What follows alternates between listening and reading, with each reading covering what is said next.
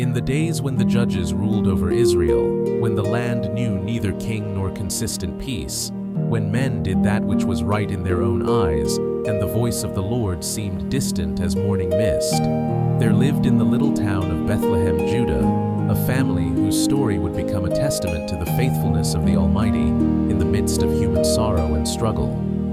It was a time of spiritual drought in the land, yet also a time when individual hearts could still burn bright with devotion, when love could flourish in the shadows of difficulty, when the Most High could weave His purposes through the simple choices of ordinary people walking in extraordinary faith. The hills of Judah in those days rolled like gentle waves beneath skies that had grown cruel in their withholding of rain. The olive groves that had once silvered in abundant harvest now stood gray and brittle, their ancient roots reaching deep into earth that had forgotten the taste of heaven's blessing. The wheat fields lay barren, their furrows cracked like the lips of those who waited in vain for sustenance. Famine had come to the land of promise, and with it, the testing of hearts, the winnowing of souls, the quiet revelation of what lay deepest in human nature, when comfort was stripped away and only character remained.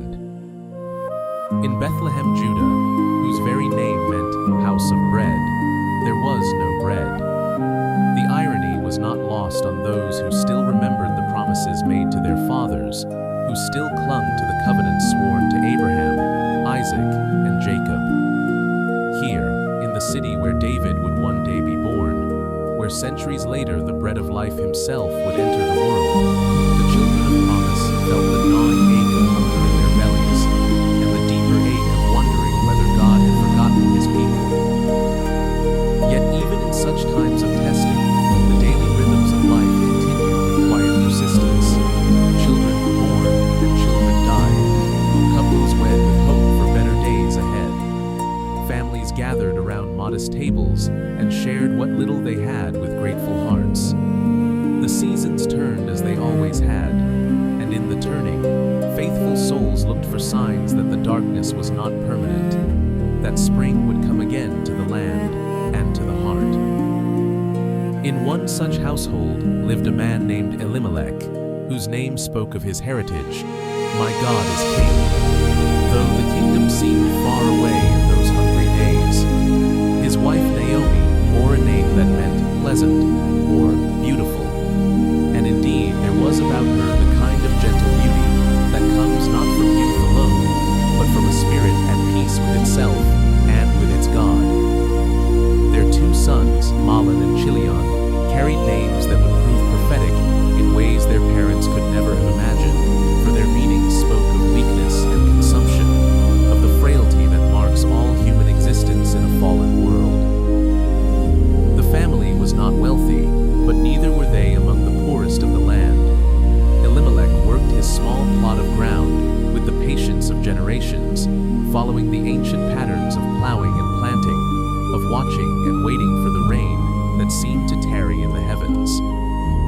Naomi tended her household with the skills passed down from mother to daughter since time immemorial, stretching every grain of barley, every drop of oil, making much from little through the alchemy of love and careful stewardship.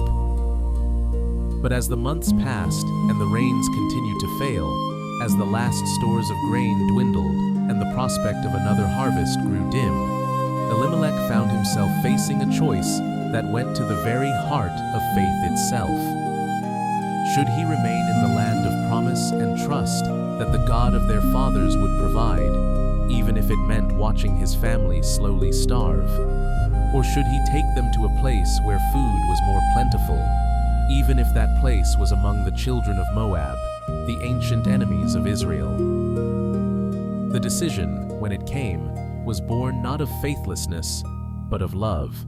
The love of a husband for his wife, of a father for his children, of a man who would rather bear the burden of exile than watch those dearest to him waste away before his eyes. And so it was that Elimelech took Naomi and their two sons and journeyed eastward across the Jordan, into the country of Moab, where the rains had been kinder and the fields still yielded their fruit. The journey was not long in distance, but it was vast in its implications. With each step that carried them away from Bethlehem, they left behind not only their home, but their community, their place in the covenant people, their certainty of belonging. They were becoming strangers in a strange land, foreigners among a people whose gods were not their God, whose ways were not their ways. Yet they walked forward with the quiet courage of those who trust that the Almighty's purposes are larger than their understanding, that His faithfulness extends even to the far countries where His children are driven by necessity. In the land of Moab, Elimelech found work and Naomi found neighbors who, while different in their customs and beliefs, shared the common humanity that transcends all boundaries. The boys grew to manhood in this foreign soil, their Israelite heritage carefully preserved by their mother's teaching, but inevitably influenced by the culture that surrounded them. They learned the Moabite tongue, adopted Moabite dress when necessary, found their place in a society that accepted them as sojourners but would never fully embrace them as sons. And then, in the mysterious ways of providence that human wisdom cannot fathom, tragedy struck the little family with the swift suddenness of summer lightning. Elimelech, who had carried them to safety through his courage and sacrifice, was taken from them by death, leaving Naomi a widow in a foreign land with two sons, who were now her only protection and comfort in a world that had suddenly become much larger and more dangerous. The grief that followed was deep and quiet, the kind of sorrow that settles into the bones and changes the very landscape of the heart. Naomi mourned not only for the husband she had lost, but for the life they had planned together, for the return to Bethlehem they had always assumed would come, for the grandchildren who would now be raised without their grandfather's wisdom and strength. Yet in her mourning, there was also a fierce determination to preserve what remained, to protect her sons and guide them toward manhood with the same faithfulness that Elimelech had shown in caring for them all. Mahlon and Chilion, now young men of marriageable age, found themselves drawn to the daughters of their neighbors, as young men have been drawn since the world began. In the normal course of events, their parents might have arranged marriages with suitable Jewish families, continuing the bloodline of Abraham within the covenant community. But these were not normal times, and they were not in a normal place. The young women who caught their eyes and eventually won their hearts were Moabites, Orpah and Ruth, daughters of a people whose history with Israel was marked by both kinship and conflict. The marriages that followed were celebrations of love, triumphant over circumstance, of hearts that recognized kindred spirits despite differences of heritage and faith. Orpah became the wife of Chilion, and Ruth became the wife of Mahlon, and for a time it seemed that happiness had found the little family again. The young women brought joy into the household, laughter around the evening fire, the promise of children who would carry forward the family name into a new generation. But the happiness was brief. In the span of 10 years, both Mahlon and Chilion followed their father into the silence of death, leaving behind them 3 widows whose grief was compounded by the practical realities of survival in an ancient world where women without male protection faced uncertain futures. The causes of their deaths are not recorded, but the pain of those who survived them echoes through the centuries in the simple statement that Naomi was left without her 2 children and her husband. The losses had stripped away everything that had once defined Naomi's identity.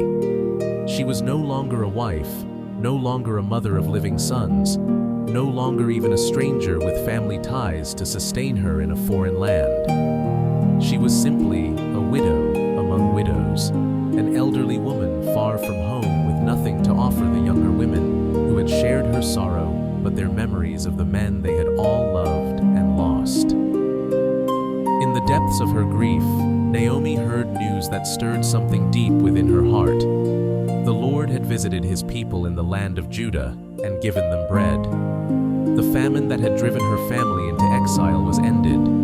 The rains had returned, the harvests were abundant, and those who had remained or returned to Bethlehem were no longer hungry. It was as if the Almighty was calling her home, offering her a chance to end her days where they had begun, among the people of the covenant and in the place of promise. The decision to return was both inevitable and agonizing. To go back meant leaving behind the graves of her husband and sons, the only physical reminders of their lives in this foreign place. It meant abandoning the small community she had built among her Moabite neighbors, the women who had shared her joys and sorrows, the familiar routines that had sustained her through the worst of her grief. Most difficult of all, it meant saying goodbye to Orpah and Ruth, the daughters-in-law who had become the daughters of her heart. Yet, she could not ask them to come with her. What future could they have in Israel? Foreign women with no family connections, no inheritance, no prospects for remarriage among a people who viewed their heritage with suspicion. Better that they should remain in their own land, among their own people, where their youth and beauty might still win them new husbands and the children that would secure their old age. When she announced her intention to return to Judah, both young women insisted they would accompany her. Their loyalty touched her heart, even as it filled her with concern for their welfare. Go, return each to her mother's house, she urged them. The Lord deal kindly with you, as ye have dealt with the dead, and with me. The Lord grant you that ye may find rest, each of you in the house of her husband. She kissed them farewell, expecting this to be their parting, but they lifted up their voice and wept, declaring, Surely we will return with thee unto thy people. Their love for her was genuine and deep, but Naomi's love for them was equally genuine and equally deep, and it was a love that sought their good above her own comfort. Turn again, my daughters, she pleaded. Why will ye go with me? Are there yet any more sons in my womb, that they may be your husbands? Turn again, my daughters, go your way, for I am too old to have an husband. If I should say I have hope, if I should have an husband also tonight, and should also bear sons, would ye tarry for them till they were grown? Would ye stay for them from having husbands? Nay, my daughters, for it grieveth me much for your sakes, that the hand of the Lord is gone out against me. Her words were practical and true, but they were also born of a deeper wisdom. The understanding that love sometimes means letting go, that the greatest gift we can give to those we care about is the freedom to choose their own path, even when that path leads away from us. She was releasing them not because she loved them less, but because she loved them more than her own loneliness. Again they wept, and the sound of their weeping echoed across the hills of Moab, like the cry of souls being torn apart. Orpah, practical and reasonable, kissed her mother-in-law farewell and returned to her people and her gods. It was not a failure of love, but a recognition of reality, an acceptance of the wisdom in Naomi's counsel. She would rebuild her life among those who knew her, perhaps find another husband, bear children who would comfort her old age. But Ruth clung to Naomi with a desperation born not of need, but of love so deep it transcended all practical considerations. When Naomi urged her to follow Orpah back to her people, Ruth's response became one of the most beautiful declarations of loyalty ever recorded in human literature. Entreat me not to leave thee, or to return from following after thee, for whither thou goest, I will go, and where thou lodgest, I will lodge. Thy people shall be my people, and thy God my God. Where thou diest, will I die, and there will I be buried.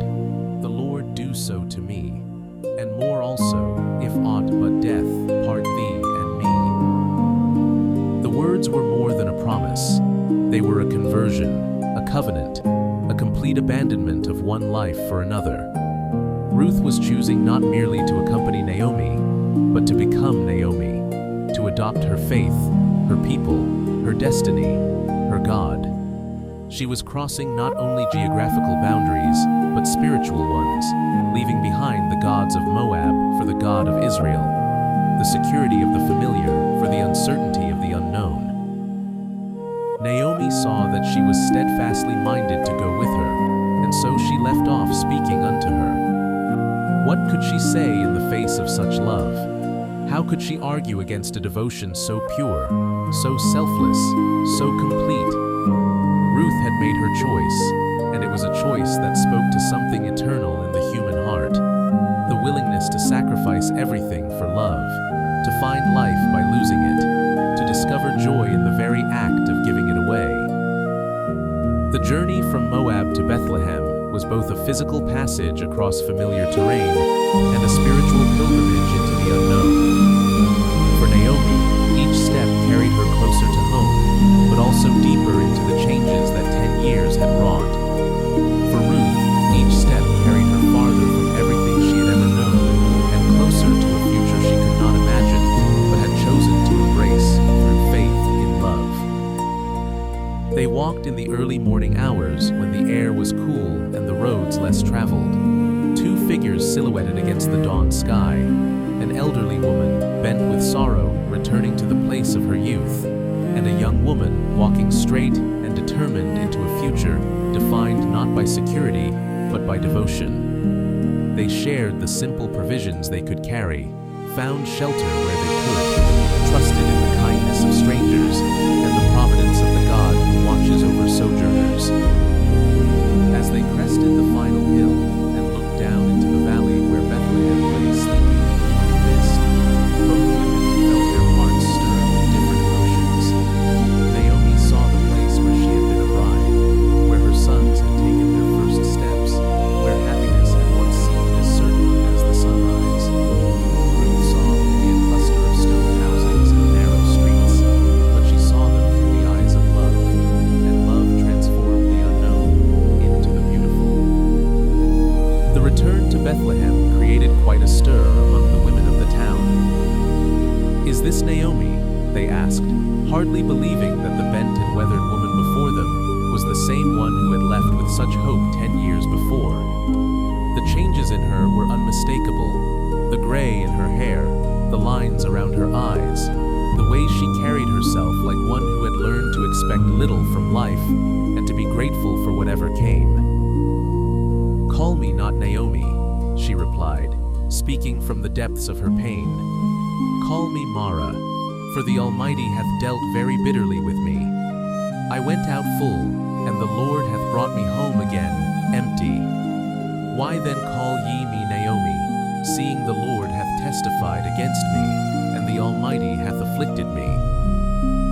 Her words were not rebellion, but lament, not accusation, but honest acknowledgement of the path her life had taken. She was not denying God's goodness, but confessing her pain, not abandoning faith, but wrestling with the mystery of suffering that touches every human life. In her honesty about her sorrow, she was actually demonstrating the kind of relationship with the Almighty that can bear the weight of truth, that can speak pain without losing hope. The women listened with compassion, for they understood the language of loss.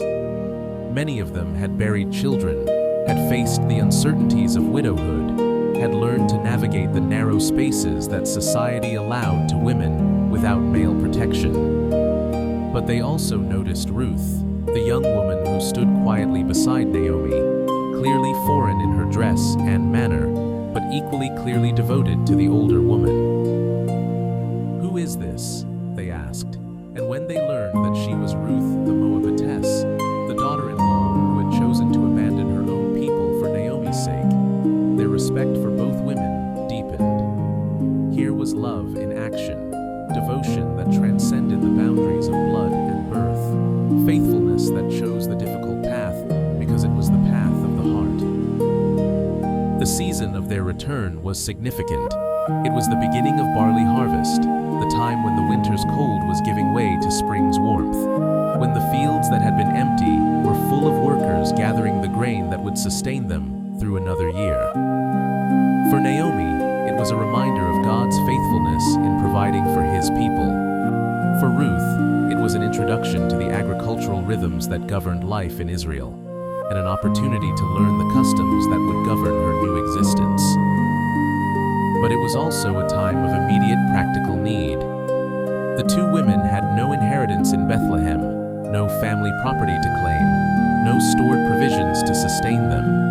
They needed food, and they needed it soon. In the providence of God, the law of Moses provided for such situations through the institution of gleaning, the right of the poor, the widow, the stranger, and the fatherless to gather the grain that the reapers left behind in the corners of the fields.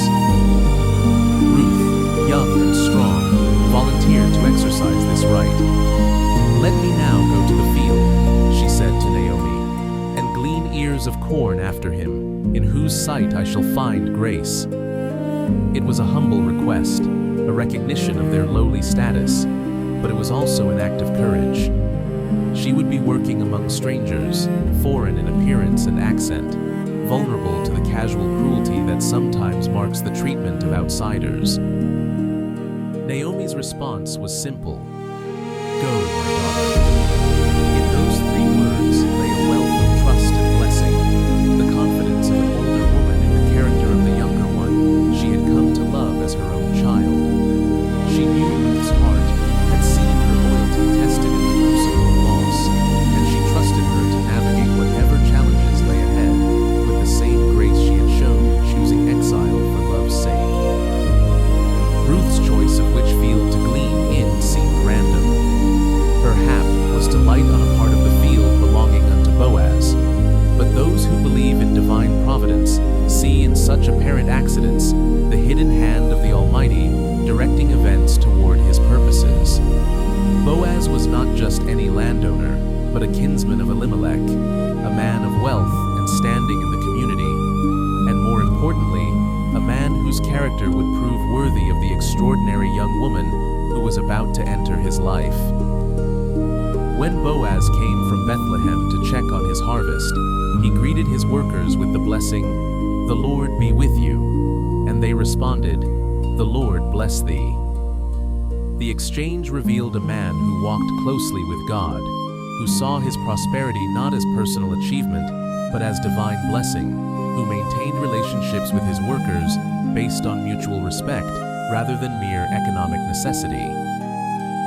His eye was quickly drawn to the young woman working among the gleaners, partly because she was clearly a foreigner, but more because there was something in her manner that set her apart. She worked with quiet diligence, neither pushing herself forward aggressively nor hanging back in false modesty.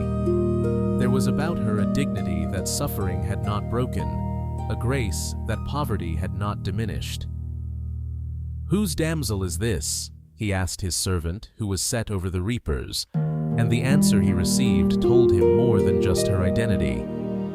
"It is the Moabitish damsel that came back with Naomi out of the country of Moab," the servant explained. "And she said, 'I pray you, let me glean and gather after the reapers among the sheaves.' So she came, and hath continued even from the morning until now, that she tarried a little in the house." The servant's words painted a picture of a young woman who understood her position but was not ashamed of it, who worked honestly for what she received, who showed proper respect for authority while maintaining her own sense of worth. Boaz was intrigued, not merely by her beauty, though she was undoubtedly beautiful, but by the character that showed itself in how she handled adversity. What happened next would change both their lives forever. Boaz approached Ruth directly, speaking to her with a kindness that went far beyond what custom required. "Hearest thou not, my daughter? Go not to glean in another field, neither go from hence, but abide here fast by my maidens. Let thine eyes be on the field that they do reap, and go thou after them. Have I not charged the young men that they shall not touch thee? And when thou art athirst, go unto the vessels, and drink of that which the young men have drawn." His words were more than an invitation. They were a protection and a provision. By telling her to stay in his fields, he was ensuring her safety from the dangers that a foreign woman might face place elsewhere. By instructing his young men not to touch her, he was placing her under his explicit protection. By giving her access to the water drawn for his workers, he was treating her not as a beggar, but as a guest. Ruth's response revealed both her gratitude and her understanding of the extraordinary nature of his kindness. She fell on her face and bowed herself to the ground, saying, "Why have I found grace in thine eyes, that thou shouldest take knowledge of me, seeing I am a stranger?" Her question came from genuine wonder. What had she done to deserve such treatment from a man of his standing? Boaz's answer revealed that her reputation had preceded her, that the story of her devotion to Naomi had already spread throughout Bethlehem. "It hath fully been showed me, all that thou hast done unto thy mother-in-law since the death of thine husband, and how thou hast left thy father and thy mother, and the land of thy nativity, and art come unto a people which thou knewest not heretofore." He saw in her not just a young woman in need, but a person of exceptional character, whose sacrificial love marked her as worthy of honor. More than that, he recognized in her choice to follow Naomi and adopt the God of Israel a spiritual significance that transcended the purely human drama of her story. "The Lord recompense thy work," he continued, "and a full reward be given thee of the Lord God of Israel, under whose wings thou art come to trust." His blessing invoked the image of Israel's God as a protective bird sheltering her young, a metaphor that spoke of safety, warmth, and tender care. Ruth had come under those wings by choice, and Boaz was praying that she would find there everything she needed for this life and the next. At mealtime, Boaz invited Ruth to eat with his workers, to dip her morsel in the vinegar that served as seasoning, to partake of the parched corn that was the daily bread of the harvest. When she had eaten and was satisfied, she returned to her gleaning, but not before Boaz had quietly commanded his young men to let fall some handfuls of purpose for her, to make her gleaning more fruitful than it would otherwise have been. The generosity was subtle, designed to preserve her dignity while ensuring her provision. She would still work for what she received, but her work would be made more productive through his hidden kindness. It was charity that did not humiliate, help that honored the recipient even as it met her need. When Ruth returned home that evening, she brought with her about an ephah of barley, far more than an ordinary gleaner could expect to gather in a single day. Naomi's eyes lit up when she saw the abundance, and her heart leaped when Ruth told her whose field she had gleaned in. "Blessed be he of the Lord," Naomi exclaimed, "who hath not left off his kindness to the living and to the dead. The man is near of kin unto us, one of our next kinsmen." The word Naomi used for next kinsman was significant.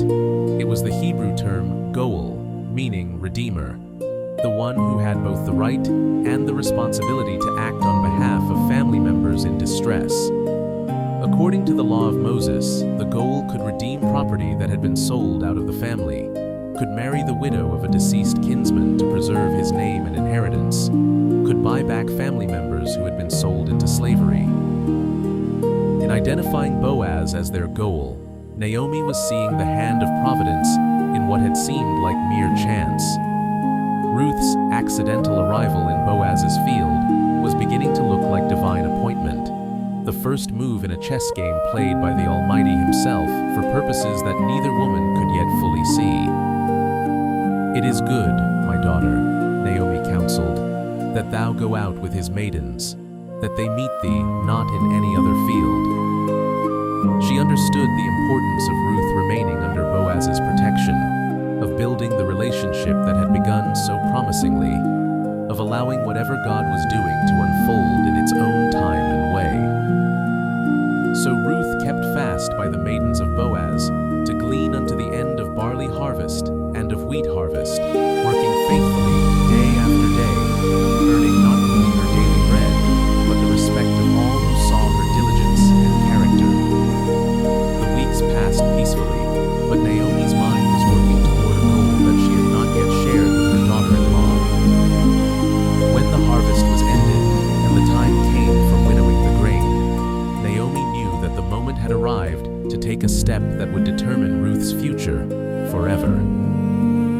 "My daughter," she said, "shall I not seek rest for thee, that it may be well with thee?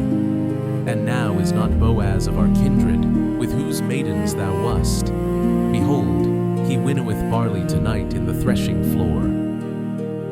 Her plan was bold and risky, rooted in ancient custom, but requiring courage to execute. Ruth was to wash herself, anoint herself, put on her best raiment, and go down to the threshing floor where Boaz would be winnowing grain. She was to wait until he had finished eating and drinking, note where he lay down to sleep, then uncover his feet and lie down there. When he awoke and discovered her, he would tell her what to do. The plan was based on the custom of the Goel, the expectation that a kinsman redeemer would take responsibility for the welfare of his deceased relative's widow. By lying at Boaz's feet, Ruth would be making a claim upon his protection and provision, asking him to spread his skirt over her, a Hebrew idiom for marriage that connected back to his earlier prayer that she would find refuge under the wings of the God of Israel. Ruth's response to this risky plan was characteristic of her character. "All that thou sayest unto me, I will do." She trusted Naomi's wisdom and judgment, understood that desperate times sometimes required bold actions, and was willing to put her reputation and future in the hands of a man whose character she had come to trust through months of observation. The threshing floor at night was a place of both vulnerability and possibility. Here the grain was separated from the chaff by the evening wind. Here the harvest of the year was processed and prepared for storage. Here the abundance of the land was made ready to sustain life through the winter months. It was also a place where a woman alone at night was in potential danger, where custom and propriety might be violated, where reputations could be ruined by the mere appearance of impropriety. But Ruth went as Naomi had instructed, driven by necessity and guided by faith. She waited in the shadows as Boaz ate and drank, and his heart was merry, watched as he went to lie down at the end of the heap of corn, then approached softly and uncovered his feet and lay down, her heart beating like a bird's wing against the cage of her ribs. At midnight, something woke Boaz, perhaps the cool air on his uncovered feet, perhaps some sound in the night, perhaps the hand of God stirring him to consciousness. He turned himself and was startled to discover a woman lying at his feet. "Who art thou?" he asked, his voice carrying both surprise and concern. "I am Ruth thine handmaid," she replied, her voice steady despite the enormity of what she was asking. "Spread therefore thy skirt over thine handmaid, for thou art a near kinsman." In those simple words, she was proposing marriage, claiming his protection, appealing to the law and custom that made him responsible for her welfare. Boaz's response revealed the depth of his character and the genuine affection that had grown in his heart during the months of their acquaintance. "Blessed be thou of the Lord, my daughter," he said, "for thou hast showed more kindness in the latter end than at the beginning, inasmuch as thou followedst not young men, whether poor or rich." He recognized that her request was not born of romantic infatuation, but of practical necessity, guided by proper understanding of the law. Yet he also saw in it something beautiful, her willingness to bind her future to his, despite the difference in their ages, her trust in his character, her understanding that love can grow from respect and shared values, even when it does not begin with passion. "And now, my daughter, fear not," he continued. "I will do to thee all that thou requirest, for all the city of my people doth know that thou art a virtuous woman." His words were both acceptance of her proposal and tribute to the reputation she had built through months of faithful living. She was known throughout Bethlehem not just as the Moabite woman, but as a person of exceptional character. But there was one complication that had to be resolved before their marriage could take place. "And now it is true that I am thy near kinsman," Boaz acknowledged. "Howbeit there is a kinsman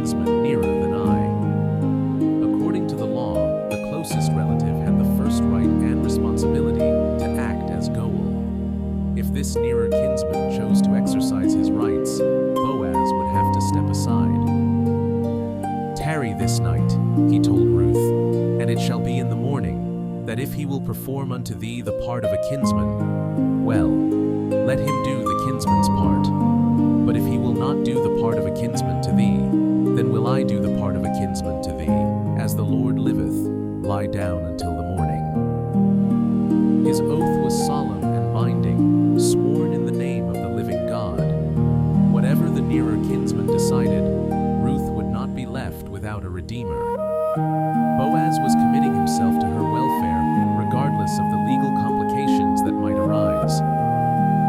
Ruth lay at his feet until the morning, rising before the light when one could not recognize another, preserving the propriety that was essential to her reputation.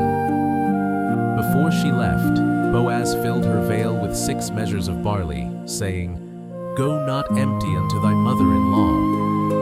The gift was both practical provision and symbolic promise. She would not return to Naomi empty-handed, and if all went well, she would never be empty-handed again.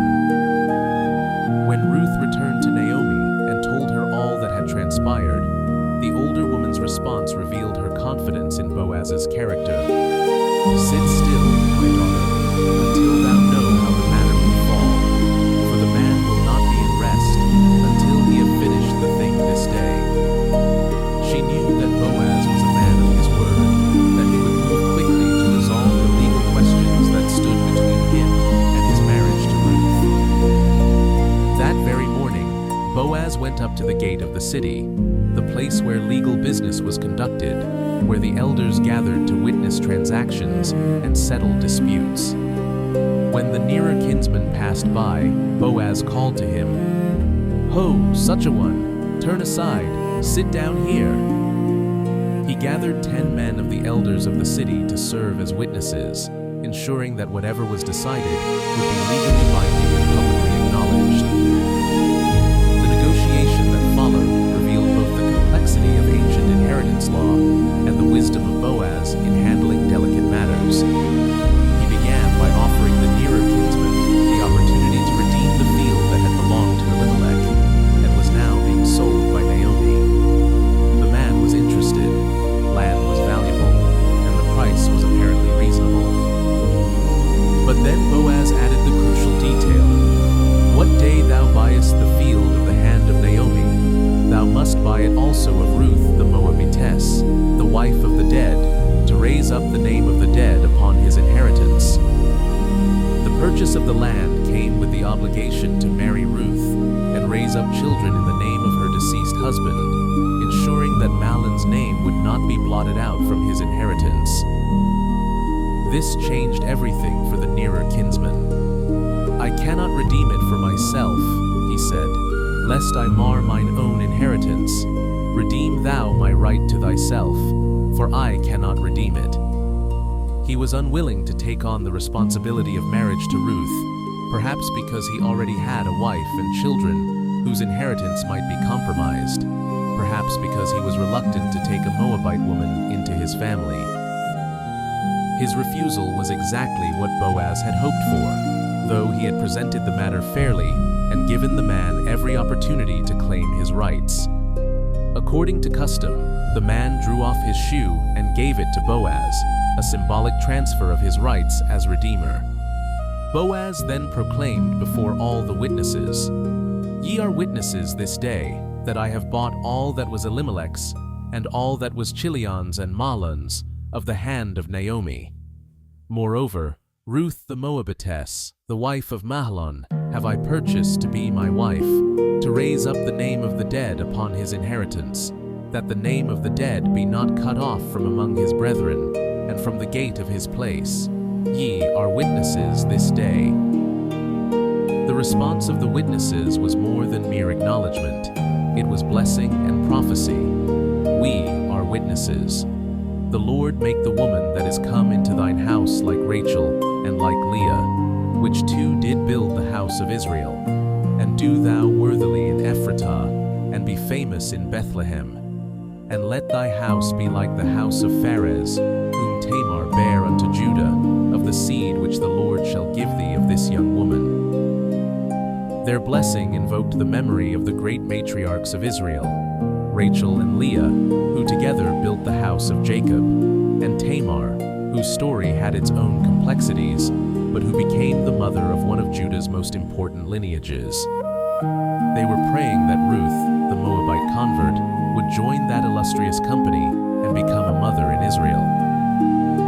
The marriage of Boaz and Ruth was celebrated with joy throughout Bethlehem. Here was a love story that had captured the imagination of the entire community: the wealthy landowner and the foreign widow, the man of character and the woman of virtue, the union that brought together kindness and loyalty, generosity and faithfulness. More than personal happiness was at stake. This marriage represented the triumph of love over loss, of faithfulness over circumstance, of divine providence over human planning. The wedding feast was held in the manner of their fathers, with music and dancing, with the sharing of bread and wine, with blessings spoken over the couple by the elders of the city. Ruth, who had once been a stranger and a foreigner, was welcomed into the community as a daughter of Israel, her Moabite heritage not forgotten, but transformed by the grace of acceptance and the power of love. For Naomi, the wedding was both culmination and vindication of the journey that had begun in such sorrow. As she watched Ruth take her place beside Boaz, as she heard the blessings pronounced over them, as she saw the joy on the faces of her neighbors, she felt something she had not experienced since before the deaths of her husband and sons: the stirring of hope, the quiet certainty that the God who had seemed so distant in her darkest hours had never actually abandoned her. The early months of the marriage were a time of quiet adjustment and growing intimacy. Boaz brought to the relationship the wisdom of his years and the security of his position in the community. Ruth brought the freshness of her youth and the depth of character forged in the crucible of loss and tested in the fire of sacrificial love. Together, they built a household marked by mutual respect, shared faith, and the kind of deep affection that grows from understanding rather than mere passion. Naomi found herself welcomed not as a burden, but as a blessing in their home. The woman who had once declared herself empty, who had asked to be called Mara because of the bitterness of her experiences, discovered that her latter days could indeed be brighter than her former ones. She was no longer just a widow among widows, but the beloved mother-in-law of a woman who honored her, the cherished elder in a household where her wisdom was valued and her comfort ensured. The transformation in Naomi's circumstances was complete when Ruth conceived and bore a son. The child represented not only the continuation of Mahlon's lineage, as the law required, but the restoration of joy to a woman who had thought her childbearing days were over, who had assumed she would never again hold a baby in her arms or hear the laughter of little ones in her house. When the son was born, the women of Bethlehem gathered around Naomi with congratulations and blessings that revealed their understanding of what this birth meant to her. "Blessed be the Lord," they said, "which hath not left thee this day without a kinsman, that his name may be famous in Israel. And he shall be unto thee a restorer of thy life, and a nourisher of thine old age. For thy daughter-in-law, which loveth thee, is better to thee than 7 sons, hath borne him." Their words acknowledge something remarkable about Ruth's devotion, that her love for Naomi had proven more valuable than the sons Naomi had lost, that the foreign daughter-in-law had become dearer than blood relatives might have been. In a culture that valued sons above all other relationships, this was high praise indeed. Naomi took the child and laid him in her bosom, becoming his nurse and second mother. The neighbors gave him the name Obed, meaning servant or worshiper, a name that spoke both of his destiny to serve the purposes of God and of the worship that his birth had inspired in those who witnessed the completion of this remarkable story of redemption. But the true significance of Obed's birth would not be fully revealed for generations to come. This child, born to a Moabite woman and a Hebrew man, raised by a grandmother who had learned to see God's hand in both blessing and sorrow, become the father of Jesse, who would become the father of David, the greatest king in Israel's history.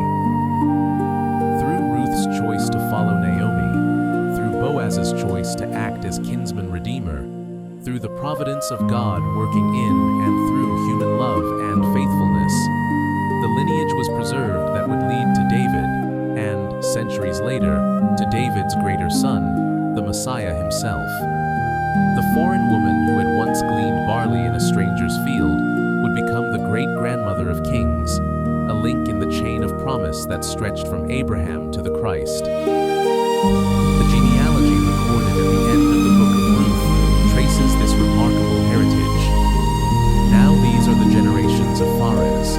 Pharez begat Hezron, and Hezron begat Ram, and Ram begat Amminadab, and Amminadab begat Nahshon, and Nahshon begat Salmon, and Salmon begat Boaz, and Boaz begat Obed, and Obed begat Jesse, and Jesse begat David. In those simple names lies a story of divine faithfulness that spans generations, of purposes that unfold across centuries, of love that transcends time itself.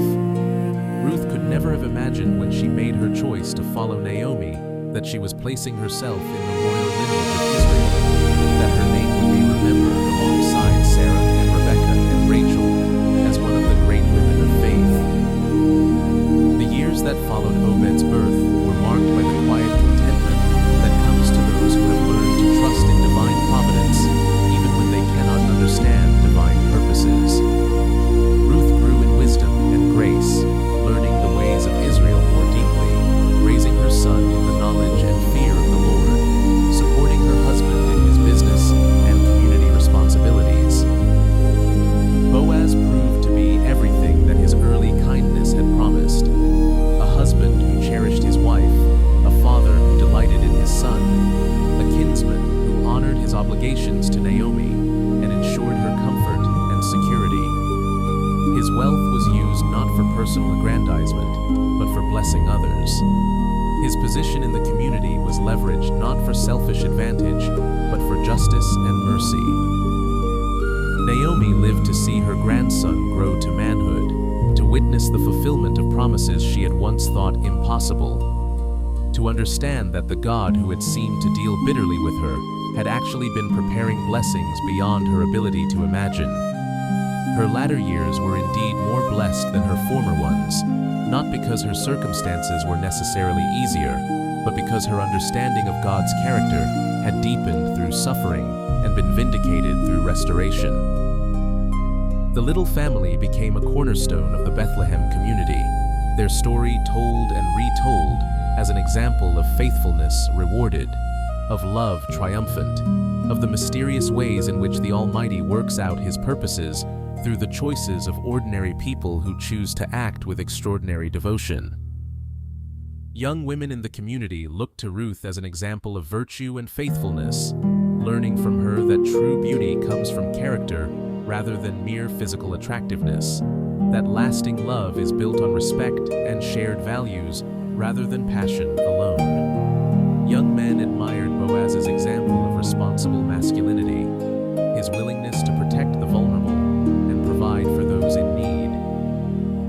Elderly people found comfort in Naomi's story, understanding that even the deepest sorrows need not be the end of hope, that God's purposes for their lives might not be finished even when they felt empty and forgotten. Parents taught their children about Ruth's loyalty and Boaz's kindness, using their story to illustrate the values that should guide relationships and the faith that should undergird all of life. As the seasons turned and the years passed, as Obed grew and married and had children of his own, the story of Ruth and Naomi became woven into the fabric of Israel's heritage. It was a story that spoke to the deepest longings of the human heart, for love that endures beyond loss, for hope that survives even the darkest circumstances, for meaning that transcends the apparent randomness of human experience. The book that bears Ruth's name stands as one of the most beautiful pieces of literature in all of Scripture, a masterpiece of storytelling that manages to be both intimate and universal.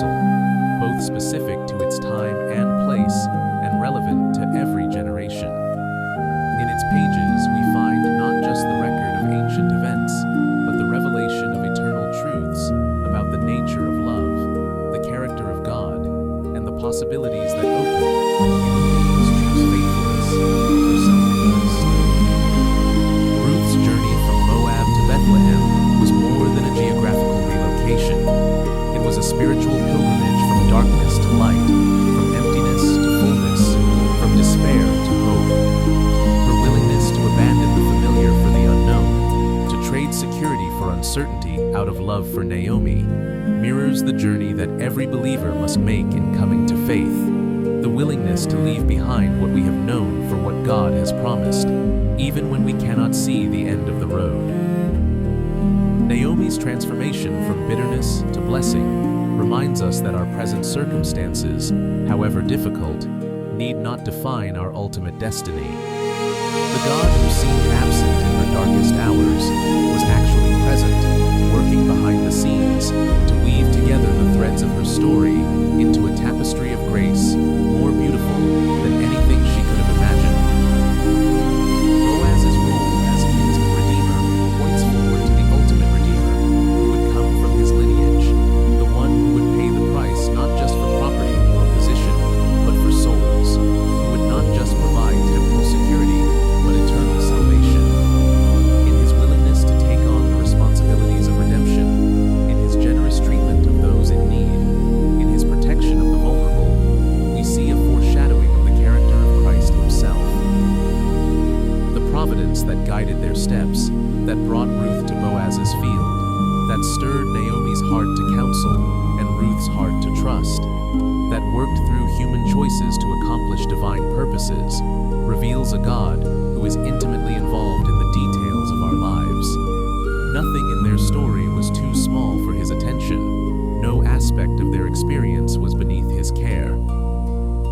In our own times of loss and displacement, when familiar landmarks disappear and the future seems uncertain, Ruth's example calls us to the kind of love that chooses faithfulness regardless of circumstances. Her commitment to Naomi was not dependent on Naomi's ability to provide for her or protect her. It was rooted in something deeper than mutual benefit, the recognition that some relationships transcend mere convenience and touch the very heart of what it means to be human. In our struggles with suffering and disappointment, when God seems distant and our prayers seem to go unanswered, Naomi's journey reminds us that the darkness is not permanent, that the God who appears to be silent may actually be speaking in ways we do not yet understand. Her willingness to name her pain honestly, to acknowledge her emptiness rather than pretending a faith she did not feel, shows us that authentic relationship with God can accommodate doubt and questioning. In our daily choices between self-interest and sacrifice, between the easy path and the right path, between immediate gratification and long-term faithfulness, Boaz's example challenges us to consider what kind of people we want to be. His treatment of Ruth was motivated not by what he could gain, but by what he could give, not by legal obligation alone, but by moral beauty, not by self-advancement, but by other service. The story of Ruth and Naomi teaches us that ordinary people living ordinary lives can become part of extraordinary purposes when they choose love over fear, faithfulness over convenience, hope over despair. They were not perfect people. The scripture does not idealize them or ignore their struggles, but they were faithful people who trusted God even when they could not see where He was leading.